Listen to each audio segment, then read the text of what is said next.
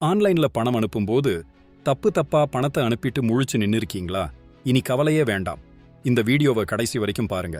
ஒருவேளை நீங்க தப்பா பணத்தை அனுப்பிட்டா அதை எப்படி திரும்ப பெறணும்னு நான் சொல்றேன்.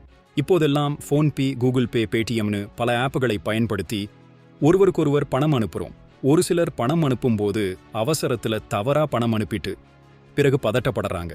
சில நேரங்களில் ஒரே நபருக்கு இருமுறை பணம் அனுப்பிட்டு என்ன செய்யறதுன்னு தெரியாமல் திகைச்சு நிக்கிறாங்க.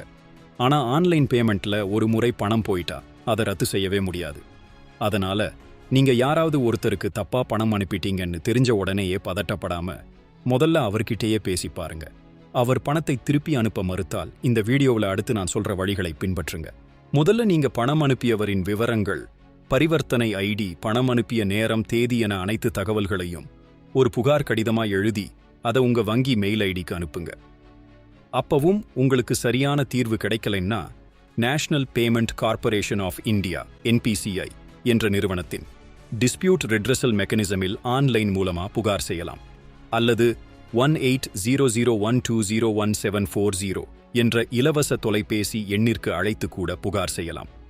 ஒரு முக்கிய தகவல், ஒருவருக்கு தவறாக பணம் அனுப்பிவிட்டால் ஒரு மாதத்துக்கு 10 முறைக்கு மேல் திரும்பப் பெறும் பேமெண்ட் ரிவர்சல் ரிக்வெஸ்டை செய்ய முடியாது. இந்த எல்லா சிக்கல்களிலும் சிக்கிக்கொள்ளாமல் இருக்க ஒரு சூப்பரான வழி இருக்கு.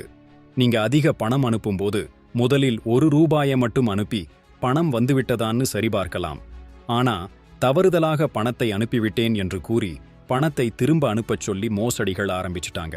அதனால எந்த ஒரு சிக்கலாக இருந்தாலும் உங்க வங்கி மூலமா தீர்வு காண்பதே ரொம்ப நல்லது.